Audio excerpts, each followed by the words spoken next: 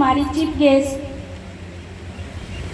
Padmashri Jamuna Tudu programme की एक अतिथि को हमारे तरफ से पौधे के गुलदस्ता देकर हम लोग ये मैसेज घर घर में देना चाहते हैं कि एक छोटा सा प्लांट जिस तरह से हम लोग बड़ा करते हैं, उसी तरह अगर सभी कोई इस धरती को बचाने में थोड़ा थोड़ा सहयोग देते चलें तो हमारा ये जो पूरा संसार एक परिवार के रूप में है, एक बहुत ही सुंदर परिवेश तैयार होगा जिसमें हम सभी सुख और परिपूर्ण होके फलेंगे और फूलेंगे। अपने आंगन में इनको स्थान दें। तो पहले हम लोग फूलों का गुलदस्ता से ही स्वागत कर रहे हैं।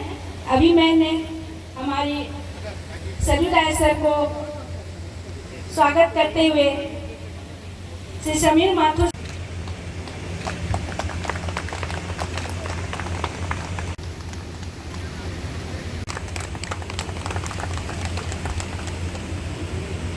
Sir, please do come on stage. He'll be giving a brief overview of the Biological Diversity Act in the context of Jharkhand. लागू हुआ। इसकी उत्पत्ति 1992 में जब CBD हुआ था यूनाइटेड नेशन में, तब ये बात चर्चा चली कि जो बायोडाइवर्सिटी है उसको जो लोग कंजर्व करते हैं, जो संरक्षित करते हैं, उसके लिए उनको कुछ प्रोत्साहन दिया जाए ताकि जो हमारी जो जैविक विविधता है वो बची रहे। जैसा आपको पता है कि बहुत सारे हमारे मेडिसिन्स, हर्बल प्रोडक्ट्स ये कहीं ना कहीं ओरिजिनेट होते हैं हमारे बायोलॉजिकल डाइवर्सिटी से, वहाँ से लिए जाते हैं और जहाँ पे लोग उसको संरक्षित करते हैं उनको उसका कोई भी पुरस्कार नहीं मिलता है। और इस पे एक बड़ा इंटरेस्टिंग जजमेंट आप लोगों को पता होगा, पतंजलि जो इतनी बड़ी कंपनी है, पतंजलि ने कुछ जड़ी बूटी निकाला और जहाँ से निकाला स्टेट बायोडाइवर्सिटी बोर्ड ने कहा कि आपको उसके लिए इनका एक्सेस बेनिफिट शेयरिंग देना होगा। पतंजलि ने कहा मैं नहीं दूंगा। और ये मुद्दा जो है नीचे से चलते चलते स्टेट बायोडाइवर्सिटी बोर्ड से ये पहुंचा हाई कोर्ट नैनीताल, और नैनीताल हाई कोर्ट ने उस पर डिसीजन दिया कि नहीं, ABS बनता है इस पे और ABS आपको देना पड़ेगा। और आपको जान के आश्चर्य होगा कि जितनी भी ये इंडस्ट्री है, दोहन करने के लिए तो ठीक है कि हम दोहन करेंगे, और ABS की परसेंटेज है 0.1%। आप इतना प्रॉफिट कमाते हैं लेकिन 0.1% नहीं देना चाहते हैं उनको जो उसका संरक्षण कर रहे हैं। और इसी को सभी चीज़ों को ध्यान में रखते हुए जब ये हमारा एक्ट आया तो झारखंड में भी ये एक्ट देश में तो लागू हो गया 2002 में, लेकिन झारखंड में इसके लिए जो बॉडी बननी थी वो 5 साल बाद बनी 2007 में। कि हम इसका सस्टेनेबल यूज करें, यानी कि उतनी ही मात्रा में निकालें ताकि हम इसको बचा सकें। ऐसा ना हो कि हम दोहन ज्यादा करें फिर से वो स्पीसीज वहाँ खत्म ही हो गया, एक्सटिंक्शन हो गया। ये 3 मेन मुद्दे थे। तो वांशिक विविधताएं क्या है? 2 प्रजातियां हो सकती है जो एक दिखती हो लेकिन उसके अंदर जो है गुणसूत्र अलग अलग है, तो उसके बीच की क्या है, तो एक वो हो गया। दूसरा फिर जो है प्रजाति की कितनी तरह की विविधताएं हैं वो होगी, और तीसरा जो है वो है आपका कि पारिस्थितिकी का विविधता है, कहीं पे ग्रासलैंड है, कहीं फॉरेस्ट है, कहीं और है। तो इस तरह की 3 तरह की जो है विविधताएं, इसको जो है ये एक्ट पहचानता है और इसके आसपास में इस एक्ट के सारे प्रावधान किए गए। ये कुछ हमने पिक्चर्स दिखाए थे कि क्या क्या चीजें बायोडाइवर्सिटी के ऊपर हो सकती हैं। तो इसकी जो धारा 2 जो है वो डिफाइन करता है कि इसमें प्लांट्स हो सकते हैं, एनिमल्स हो सकते हैं, और तो और उससे उससे बनी हुई सामग्री भी जो है वो इस एक्ट के तहत जो है इसको हम कहते हैं कि ये एनिमल प्रोडक्ट्स और ये सारी चीजें इसके अंदर मानी जाएंगी। तो ये एक्ट उसको लेकर के बनाया, ऐसा नहीं कि सिर्फ ये है आप कोई प्रोडक्ट बना रहे हैं तो वो भी इस एक्ट उसके ऊपर लागू होता है अगर आपने वहां से चीजें निकाली। आप मेडिसिन निकालते हैं, आप कुछ उसके प्रोडक्ट्स बनाते हैं, ये सारे के सारे कमर्शियल यूटिलाइजेशन उसके कहे जाएंगे। नेक्स्ट। लेकिन अगर हम कोई खेती करते हैं तो क्या उसको हम खेती से जो चीजें बेचते हैं, जैसे गेहूं उगाए, चावल उगाए, तो क्या वो आएगा कमर्शियल यूटिलाइजेशन में? नहीं, वो एक्ट जो है उसको मना करता है कि वो हर अर्बन लोकल बॉडी में एक होना चाहिए। हर पंचायत आपके यहाँ अगर नोटिफाइड एरिया है तो उसका एक, कॉर्पोरेशन का एक, म्यूनिसिपैलिटी का एक, हर जगह पे एक बीएमसी होना आवश्यक है। क्योंकि जो जैव विविधता है वो सिर्फ जंगलों में सीमित नहीं है, जैव विविधता कहीं भी हो सकती है और उसको ये एक्ट जो है पक्का मानता है। दी गई है, वो बोलते हैं पीपुल्स बायोडाइवर्सिटी रजिस्टर, यानी आम लोगों के द्वारा बनाया गया जो जैव विविधता है उसकी एक पूरी संचिका, उसमें ये सभी लोग मिल करके और उसमें बताएंगे कि यहाँ पे ये चीजें, ये जैव विविधता पाई जाती है, इनका ये इस्तेमाल है। वो पूरा एक डिटेल डॉक्यूमेंट है और इनके जो पावर्स हैं कि अगर उसमें से कोई जैव विविधता कोई कमर्शियल यूज के लिए जाता है तो वो फी उसके ऊपर लेवी कर सकते हैं कि आपको इतना पैसा देना होगा अगर आप ये चीजें यहाँ से निकाल के लेके जाते हैं। तो अब आता है कि झारखंड के परिप्रेक्ष्य में हम देखते हैं कि इस कानून का कितना हद तक इस्तेमाल हुआ है। पहला, मैंने कहा कि 5 साल बीतने के बाद इस राज्य में ये बोर्ड बना, सबसे पहली चीज ये हुई। दूसरा, 2016 तक आपको जान के आश्चर्य होगा कि किसी भी राज्य में इंक्लूडिंग झारखंड ना तो बीएमसी का फॉर्मेशन हुआ था ना पीडीआर बनी थी, मुश्किल से 1000 बने थे पूरे देश में। 2016 में नेशनल ग्रीन ट्रिब्यूनल में चंद्रभाल सिंह नाम के एक व्यक्ति ने जाकर के जो है एक अपील फाइल की और अपील फाइल करने के बाद ये जो भी प्रोग्रेस देख रहे हैं ये 16 के बाद हुआ है। एक बैक यानी कहने का मतलब ये है कि अगर हम इसको एज ए टैक्स पेयर के हिसाब से देखें तो 7 से लेकर 16 तक यानी 9 साल इसके सारे अधिकारी सिर्फ सारे बेनिफिट्स उठाए लेकिन काम कुछ नहीं किया, नथिंग, जीरो। हमारा सारा पैसा उनके सैलरी, उनके स्ट्रक्चर, उनके घूमने उसमें गया, लेकिन जो एक्ट का मैंडेट था उसमें से एक काम भी नहीं हुआ। और वो मैं अभी जस्ट नेक्स्ट ग्राफ में दिखाता हूं। वो नेक्स्ट, पूरे देश में 2,75,226 लोकल बॉडी हैं और 2016 में सिर्फ 9,700 बीएमसी बने थे और 1,388 जो है पीबीआर बना था। जब 2019 में एनजीटी ने इस पे जब ऑर्डर इश्यू किया पहला, सबको पार्टी बनाई सारे स्टेट को, तो ये आंकड़ा 2,43,499 बीएमसी बने और 95,252 जो है ये पीबीआर बने। जब ये केस डिस्पोजल हो रहा था 2020 में जाकर के दिसंबर के वक्त, तब 2,75,000 में से 2,65,000 इतने बीएमसी बन गए और पीबीआर जो है 1,96,000। हम उसमें बाद में आएंगे कि ये बीएमसी कैसे बनी और पीबीआर कैसा है, उसकी क्वालिटी इसमें जितने पीबीआर की। जब एनजीटी ने ये कहा कि जितना डिले होगा चीफ सेक्रेटरी प्रतिदिन के हिसाब से 25,000 रुपए का पेनल्टी भरेंगे, तब जाकर के ये प्रोसेस एक्सपेडाइट हुआ पूरे देश में और आनंद फानंद में कंसल्टेंट अपॉइंट किए गए और जो बीएमसी जिस तरीके से कंस्टिट्यूट होनी चाहिए वैसे हुई नहीं, पीबीआर जिस तरीके से बनना चाहिए वैसे हुआ नहीं। दिस और कंसल्टेंट दे हैव मेड। तो इस डॉक्यूमेंट का आगे हम कैसे इस्तेमाल करेंगे वो हमें पता नहीं है। एक्ट कहता है कि इसका चेयरमैन वही आदमी बन सकता है जो इमिनेंट हो, इमिनेंट पर्सनालिटी, जिसमें जो कि उसको एडिक्वेट नॉलेज हो, एक्सपीरियंस हो, जिसमें conservation, sustainable use of biological diversity और matter related to equitable share, ये कानून कहता है। स्टेट ने 2007 में रूल बना दिया अपॉइंटमेंट को लेकर के, और उन्होंने क्या कहा, ये सब चीजों को किनारे कर दिए, बोले पीसीसीएफ रैंक का अधिकारी जो है वो इसका चेयरमैन हो सकता है।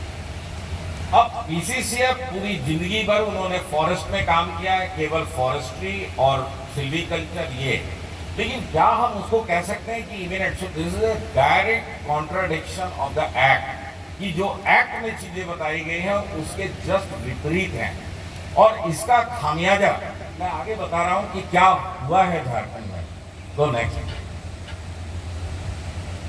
इसमें एक इंटरेस्टिंग है कि एनजीटी में एक सिमिलर एक तरह का मामला गया था, वो स्टेट पॉल्यूशन कंट्रोल बोर्ड के चेयरमैन को अपॉइंटमेंट को लेकर के। उसमें एनजीटी ने ये जो आईएफएस ऑफिसर हमारे हैं उनकी पूरी एकेडमी की ट्रेनिंग की सिलेबस को एसेस किया था, और उन्हें उसमें बड़ा क्रिटिकली रिमार्क दिया है कि these forest officer are not fit to be appointed as a chairman of the state pollution control board because they do not fulfil the criteria of the air act and water act. So similarly मुझे लगता है आज इसकी आवश्यकता है कि जो हमारा स्टेट का जो रूल है, इसके अपॉइंटमेंट रूल्स को हाई कोर्ट में चैलेंज करने की, कि ऐसा नहीं हो सकता है कि आप पीसीसीएफ को वहाँ पे, क्योंकि उसका हो क्या रहा है कि यहाँ पे दिस इज, क्योंकि रैंक पीसीसीएफ का है and this is seen to be a punishment posting, तो लोगों को वहाँ भेज दिया जाता है और वो लोग इसी में रहते हैं चक्कर में कि हम वहाँ से कैसे भाग लें। तो ये इसलिए वो एक्ट कभी ढंग से इंप्लीमेंट ही नहीं हो सकता है। Go next.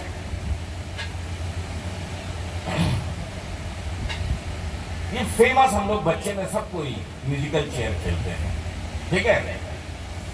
अब चेयरमैन को लेकर के झारखंड में क्या हुआ है वो मैं आपको बताता हूं।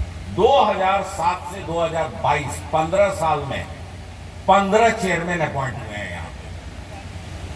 15 साल में 15, यानी कि प्रत्येक साल में एक चेयरमैन, और शॉर्टेस्ट ड्यूरेशन एक दिन का रहा है चेयरमैन का, और लॉन्गेस्ट जो है वो रहा है 18 महीने का।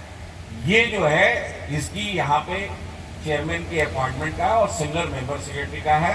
तो मुझे लगता है कि जब तक इस एक्ट को representative who voices their concerns in our decision making, चिड़िया का आवाज आदमी की तरफ से, या हम कोई डैम बनाना चाहते हैं, कुछ बनाना चाहते हैं, उस टाइम पे वो चिड़िया का आवाज मीटिंग्स में कौन सुनाएगा?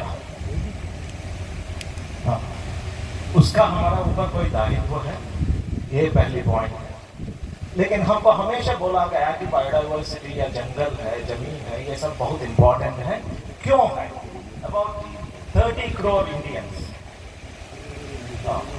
live in there are 173,000 forest range villages and which support 30 crore लोग जंगल के आसपास रहते हैं इंडिया में। उनका क्या फायदा हो रहा है? हमको पारंपरिक तरीके से ये बताया गया कि नेक्स्ट वन प्लीज,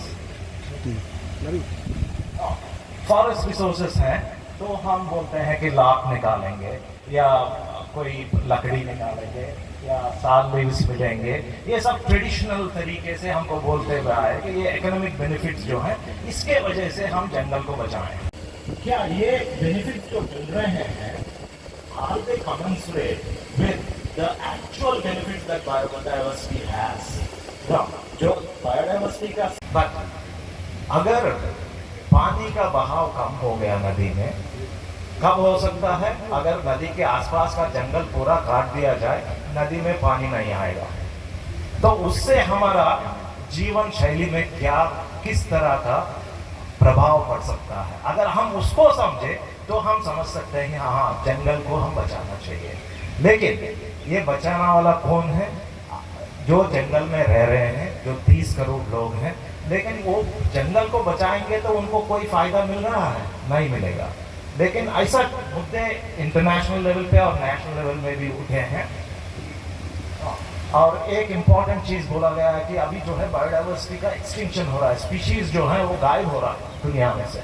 क्या होता है, पहले होते थे वल्चर्स होते थे। अगर वल्चर नहीं है तो आप आसपास बहुत ज़्यादा आप काइट्स देखेंगे, कौवे देखेंगे, लेकिन वल्चर जो है मोस्ट एफिशिएंट स्कैवेंजर है, लेकिन उसको इनएफिशिएंट स्पीशीज काइट्स, डॉग्स या कौवा जो है वो रिप्लेस कर रहे हैं। तो उसका मतलब हुआ है कि फूड चेन्स और फूड वेब्स जो है इनएफिशिएंट होते जाएंगे अगर ज़्यादा स्पीशीज मिस हुआ तो वो एक स्तर पे अगर एक थ्रेशोल्ड से ज़्यादा स्पीशीज एक्सटिंक्ट होंगे तो पूरा इकोसिस्टम ठप हो जाएगा और फर्स्ट मोस्ट वल्नरेबल स्पीशीज जो बायोडाइवर्सिटी को कुछ होता है तो आदमी लोगों का रहना मुश्किल होगा। Poverty, no hunger, fresh water, sanitation, climate mitigation, बहुत बड़े बड़े बातें हैं ये सब, लेकिन इनका और बायोडाइवर्सिटी का या जंगलों का या अदर इकोसिस्टम का कोई रिलेशनशिप है? गरीबी हटाना है, जंगल, जमीन, इनको बचाना बहुत जरूरी है। फूड सिक्योरिटी, अगर पॉलिनेटर्स नहीं है तो हमको फूड नहीं है। और प्रिवेंट फ्यूचर पैंडेमिक्स, हम देखे हैं कोविड किस तरह से आया है, जीव जंतु से जूनोटिक डिजीजेस बोलते हैं। और क्लीन वाटर, अगर वेटलैंड्स नहीं है, नदी नालों का हम डैम्स ज़्यादा बनाएंगे और उनको अल्टरनेटिव तालाब को निकाल के हाउसिंग कॉम्प्लेक्स बना देंगे तो हम तालाब तो खो रहे हैं, लेकिन उसके साथ क्या क्या चीज़ होते हैं, है ना? वो तालाब जो है ग्राउंड वाटर को रिचार्ज करता है, वाटर को प्यूरिफाई करता है, वो उधर जैव वैविधता होता है, बायोडाइवर्सिटी होता है। तो ये सब चीज़ हम खोते हैं, लेकिन उनको हम नहीं देखते हैं। बिल्डिंग का जो है रेवेन्यू इमीडिएटली दिखता है। जियोग्राफिकल एरिया, फॉरेस्ट एरिया के अंदर अगर हम इधर 100 हेक्टेयर को माइन में बनाना है या किसी चीज़ में कन्वर्ट करना है, forest conservation act, biodiversity conservation act, ये एक्ट वो मतलब वो क्या रहा है, is it having more of forest, वो गरीबी को बढ़ा रहा है। क्योंकि जंगल है तो आप कारखाना नहीं बिठा सकते हैं, फैक्ट्रीज नहीं बिठा सकते हैं, तो लाइवलीहुड कहाँ से मिलेगा, जॉब्स कहाँ से मिलेंगे? जॉब्स नहीं है तो रूरल माइग्रेशन, जॉब्स जहाँ पे वहाँ जाएगा। मतलब हम ऐसा एक इंस्टीट्यूशनल स्ट्रक्चर और लीगल स्ट्रक्चर बनाए हैं कि जंगल बचाएंगे, उसका सफ़र जो करते हैं जंगल के वजह से वो गांव वाले करते हैं। और जंगल जो बेनिफिट्स प्रोवाइड करता है, पानी, पॉलिनेशन या ग्राउंड वाटर रिचार्ज और कार्बन सिक्वेस्ट्रेशन, वो पूरा दुनिया, पूरा देश उसको आनंद उठाता है। तो इसको हम कैसा कर सकते हैं? इसको रिकॉग्नाइज करते हुए पहली बार एक नेट प्रेजेंट वैल्यू, अगर 1 हेक्टेयर फॉरेस्ट को आप माइन बनाना है, कुछ और करना है, तो कुछ वैल्यू बेस्ड ऑन जो लॉस्ट इकोसिस्टम सर्विसेज जो हैं उसका। लेकिन ये सब जाता है कैंपा फंड के अंदर, और झारखंड को करीब मिला है 6000 करोड़ कैंपा ट्रांसफर्स में, लेकिन वो जाता है स्टेट फंड में। जहाँ पे जंगल है उनको रीजनरेट करने के लिए वो काम करता है, तो some part of this CAMPA fund is used for providing employment, but there is no other benefits for the people who really protect और live near to the forest. This is one.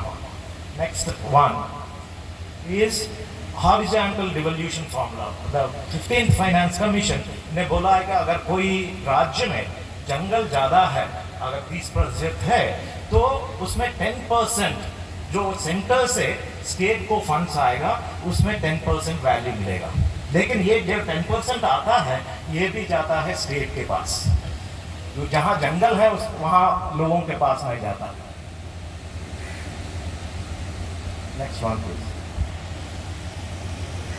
लेकिन अभी if you look at international level, जंगल को commercialise कैसा किया जाना है so that people will benefit. जो जंगल के पास हैं, जंगल को बचा सकते हैं कम्युनिटी तौर पे, तो उसके लिए क्या है? अगर इंटरनेशनल में देखेंगे, if you look eight demand for forest carbon, voluntary carbon market का ये फिगर्स हैं, आप देखेंगे तो this is 1,728 million metric tons of carbon was traded. Next one, please. इसका वैल्यू है $6.75 बिलियन। जो जंगल को बचा के या कोई और कार्बन सिक्वेस्ट्रेशन का कार्बन स्टोरेज का बात करते हैं, उनको बेनिफिट्स मिला है $6 बिलियन, almost $7 बिलियन का। और इसमें फॉरेस्ट कार्बन का सबसे ज्यादा वैल्यू है, which is around $4.73। इस रेट पे ट्रेड हो रहा है इंटरनेशनल लेवल पे।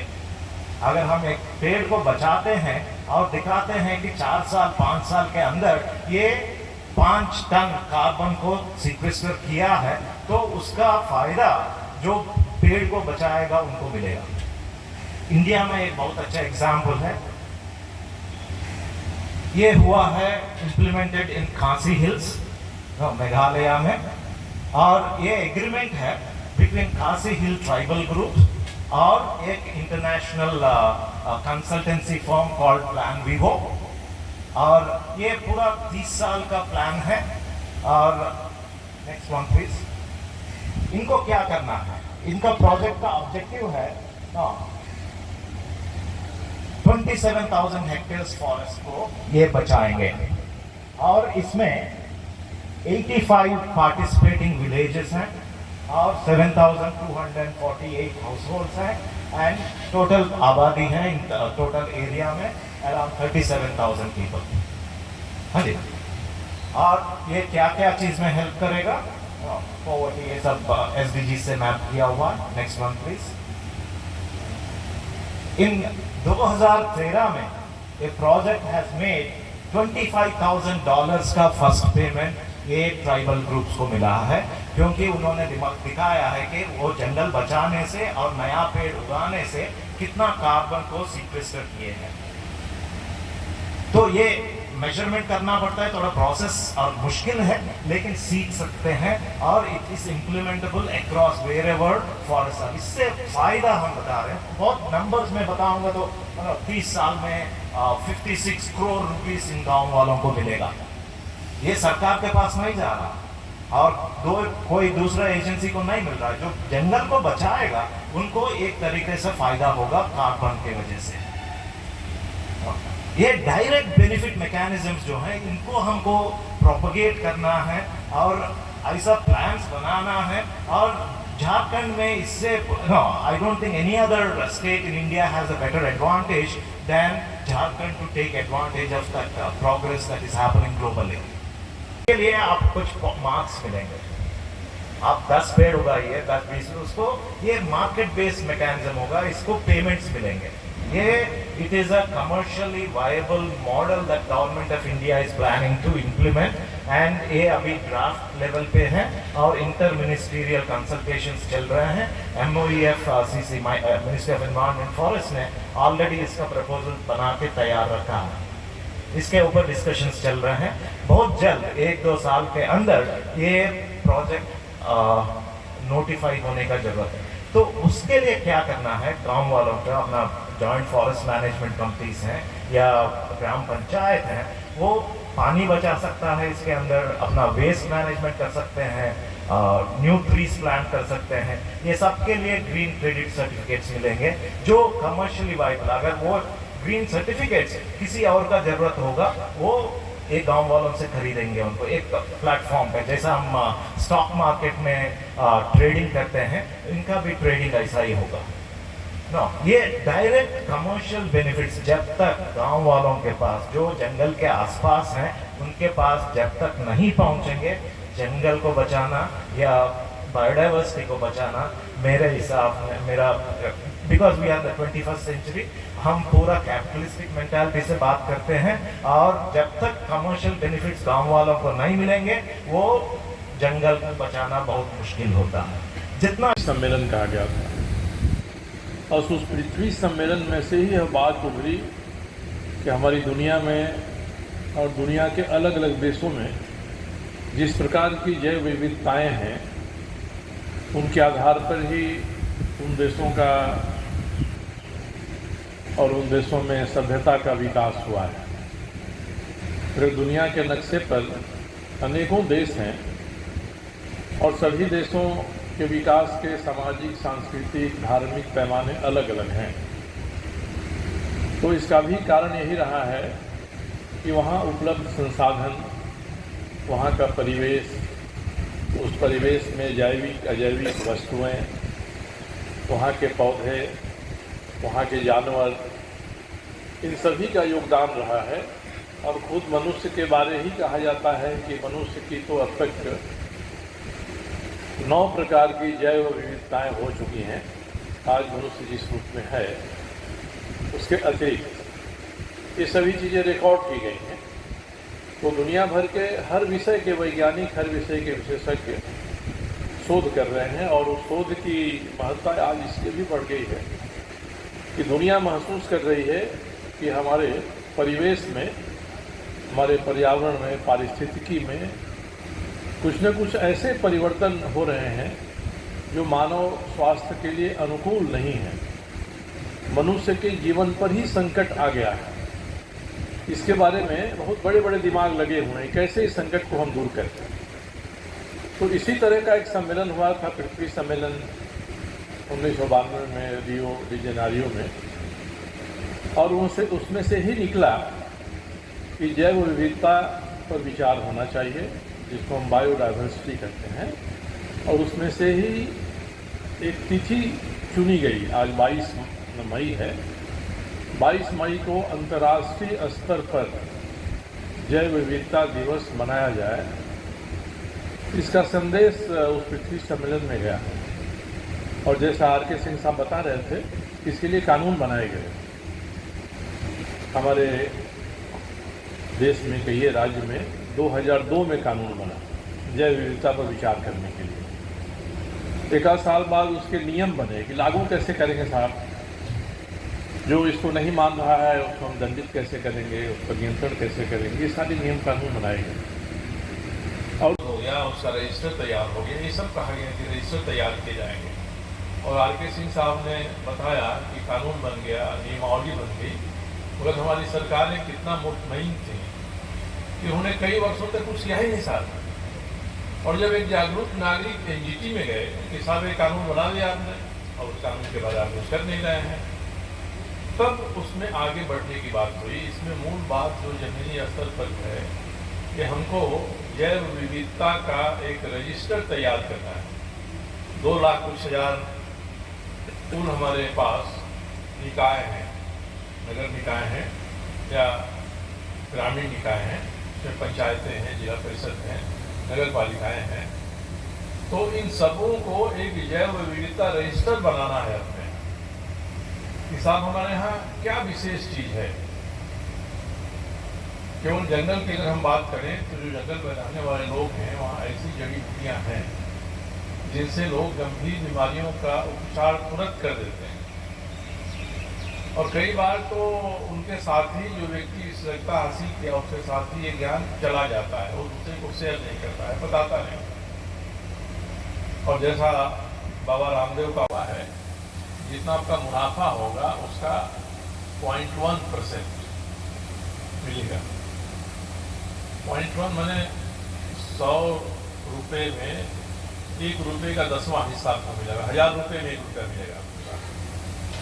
तो जो लोग शोध करते हैं, वैज्ञानिक रखते हैं, मशीनरी लगाते हैं, दवाएं बनाते हैं, उस पर जो मुनाफा होता है उसका एक हिस्सा जहाँ से इन वस्तुओं को इकट्ठा करते हैं उनको मिलना चाहिए साहब। तो इसमें तो हम सभी को सतर्क होना पड़ेगा। पंचायतें अगर अपना रजिस्टर नहीं बनाती हैं, नहीं बनवाती हैं, बाहर का कोई परामर्शी हम ला देंगे तो उससे ही ये नहीं चलेगा। जो पारंपरिक ज्ञान हमारे समाज में है उस पारंपरिक ज्ञान के जानकार ही ऐसी ऐसी वस्तुओं को बता सकते हैं कि हाँ है ये चीज़। ये पसरी हुई है जैव विविधताएं जगह जगह। और आज हम विकास के जो काम कर रहे हैं, जिसके लिए हम अपेक्षा भी करते हैं, हम लोग भी मंत्री विधायक सरकार के नाते हम अपनी उपलब्धियों को गिनाते हैं कि साहब हमने इतना विकास किया है, इस राज्य को हम विकास करके सड़क बनाए, क्या क्या किए। मगर कहीं ये बात नहीं आती है कि साहब हमने अपने यहाँ कोई जैव विविधता का संरक्षण किया कि नहीं किया। संरक्षण नहीं भी किया तो वहाँ के जो हमारे नागरिक हैं, जागरूक लोग हैं, उनको हमने बारे में बताया कि नहीं कि भाई ऐसी ऐसी चीज़ है जो आपके आस पड़ोस में पड़ी हुई है, इसका संरक्षण होना चाहिए, इसका भी विकास होना चाहिए। और विकास का जो हमारा पारंपरिक रास्ता है वह रास्ता बहुत सारी जैव विविधताओं को नष्ट कर रहा है। इसलिए प्रकृति ने तो मनुष्य को भी एक जैव विविधता का हिस्सा बनाया है। जब मनुष्य पैदा हुआ तो उसके आसपास प्रकृति ने पेड़ बनाए, पौधे बनाए, प्रजातियां बनाई, बारे में उनकी संस्कृति के बारे में, उनकी कला के बारे में, उनकी सोच के बारे में। तो ये जो विविधता है संसार में, उस विविधता का कैसे हम संरक्षण करें ताकि हम मानव के हित में, जनहित में उसका उपयोग कर सकें। इसीलिए हम लोग कहते हैं कि फर्स्ट पर्सन सिंगुलर नंबर, यानी प्रथम पुरुष एक वचन, मतलब होता है कि मैं। जो पर्यावरण है उसके बचाव के लिए महत्वपूर्ण योगदान टाटा स्टील और निरंतर कमेटी को, क्योंकि आज मुझे इस मंच में मुख्य अतिथि के रूप में बुलाए हैं और आज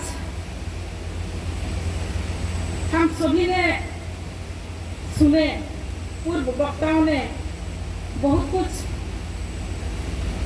सुनाया जो हमने बहुत कुछ सीखे, क्योंकि हम सभी जानते हैं ये धरती माता, ये पृथ्वी पर्यावरण के बिना हम सभी अधूरी हैं। इसलिए मैं पूर्वी सिंहभूम जिला से आती हूँ और मैं जंगल को बचाने के लिए अपना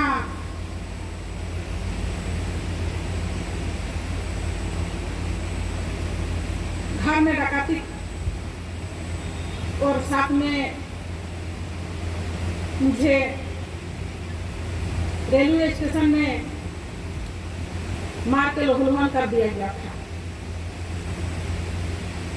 क्योंकि मैंने जंगल के बचाने के लिए लोगों को जागरूक कर दी थी।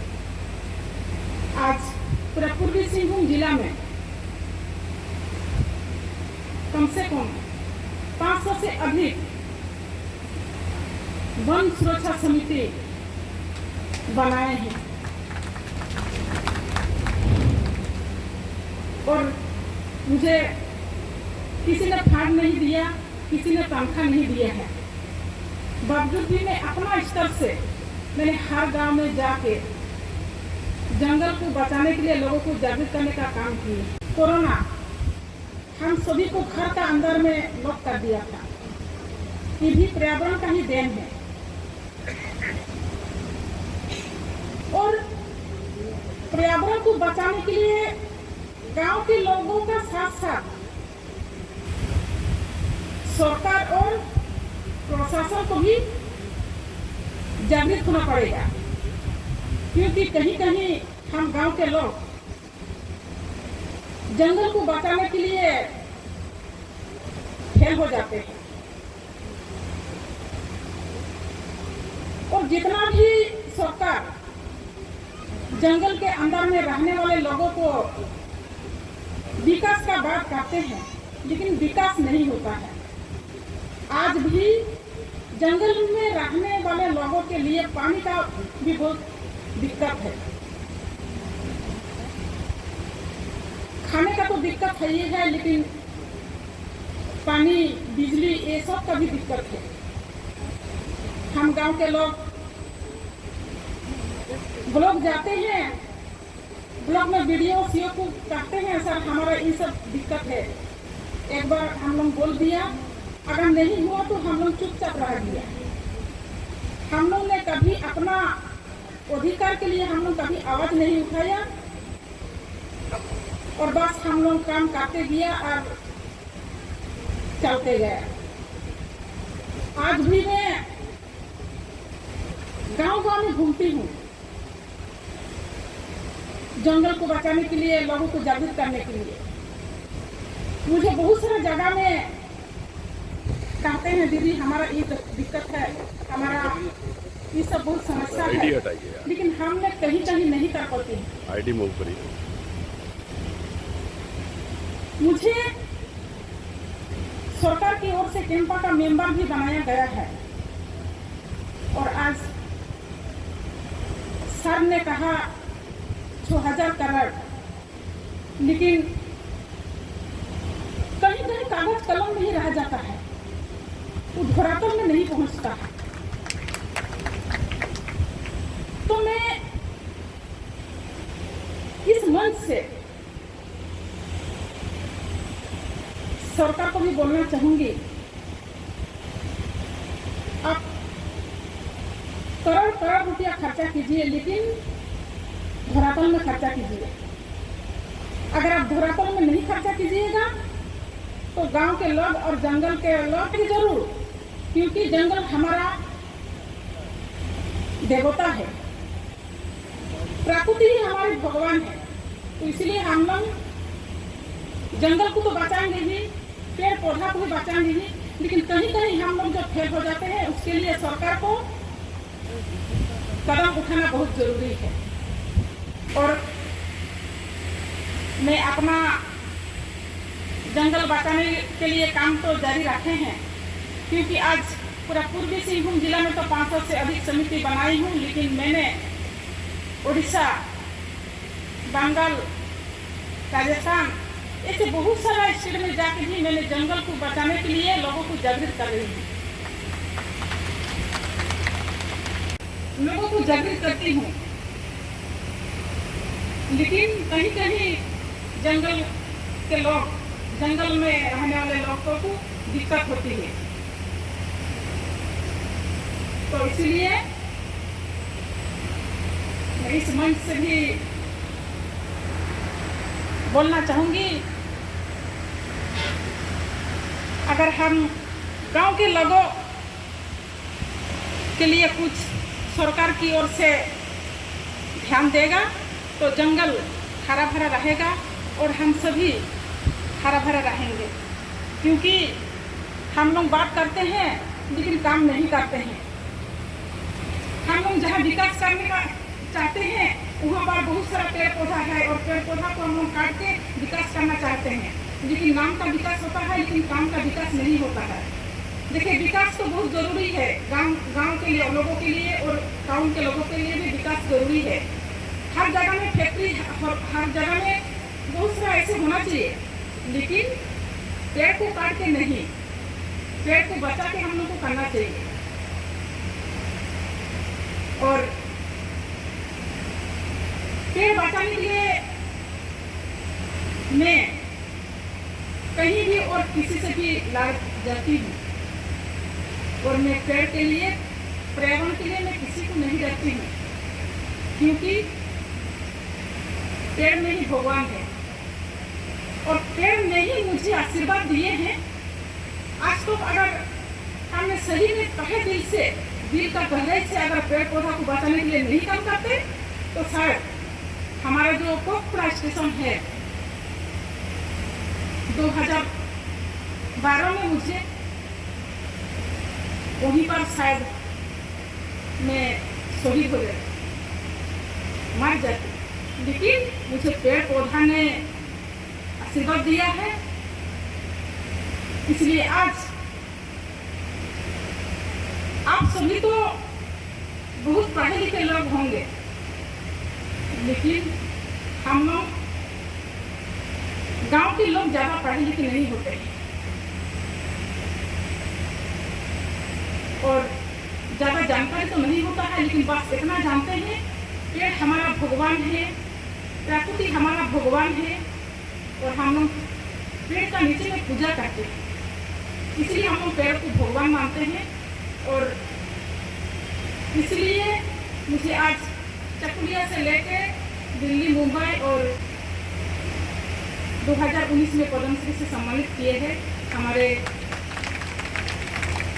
भारत सरकार को मैं धन्यवाद देना चाहूँगी, क्योंकि हम जैसे महिला, गांव के महिलाओं को दिल्ली में ले जाकर पद्मश्री से सम्मान करना ये बहुत बड़ा गौरव का बात है। और मैं और भी कोशिश करूंगी जंगल को बचाने के लिए और पेड़ पौधा को बचाने के लिए। और हम सभी कोशिश करेंगे, थोड़ा थोड़ा करके अगर हम सभी कोशिश करेंगे तो हमारा आदिवासी होकर थोड़ा सा हिंदी में बोलने के लिए कोई दिक्कत हुआ है और आपको समझाने में थोड़ा सा अगर कमी हुई है तो मुझे उसके लिए क्षमा करती हूँ, क्योंकि और मैं आज से ज़्यादा नहीं बोल के मेरा वाणी को विराम देती हूँ। जय भारत, जय झारखंड, वंदे मातरम, भारत माता की जय। जोहार। यूनाइटेड नेशन ऑर्गेनाइजेशन ने सभी देशों के लिए दिया है, सभी देशों ने स्वीकार किया है और आज शहरों में गाँव में हमारे विकास के कदम हैं। इनका उद्देश्य तो ठीक है, 2030 तक हमको ऐसा विकास करना है जो धारणीय होना चाहिए और प्रयास होना चाहिए कि हमारे समाज से अगर कोई हमारा मित्र कीट या मित्र पक्षी लुप्त होगा हैं और वायु प्रदूषण के विशेषज्ञ हैं तो आपको इतनी चीज़ें बताएंगे कि लगेगा कि हीट का और सभी ने थीम अपने आप से डिसाइड किया और बच्चे यहीं 2 घंटे के अंदर में। और एक टीचर हैं मानिक शाह,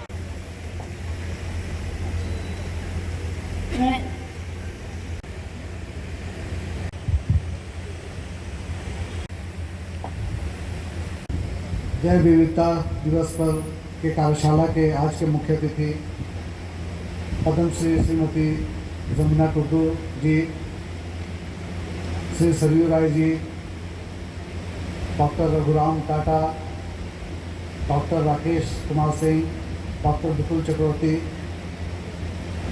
अशोक गोयल जी, धर्मेंद्र तिवारी सर, सुबोध श्रीवास्तव जी, अंशुल शरण जी, सुनील जी, मुकुल मिश्रा जी, जमुना टुडू के साथ आए हुए उनके गेस्ट, प्रधान विश्वविद्यालय और जमशेदपुर के सभी शिक्षकगण, छात्र छात्राएं, प्रबुद्धजन, पर्यावरण प्रेमी और आज के पुरस्कृत हुए बच्चे, उनके माता पिता, प्रेस मीडिया कर्मी, सभी को मेरा जोहार।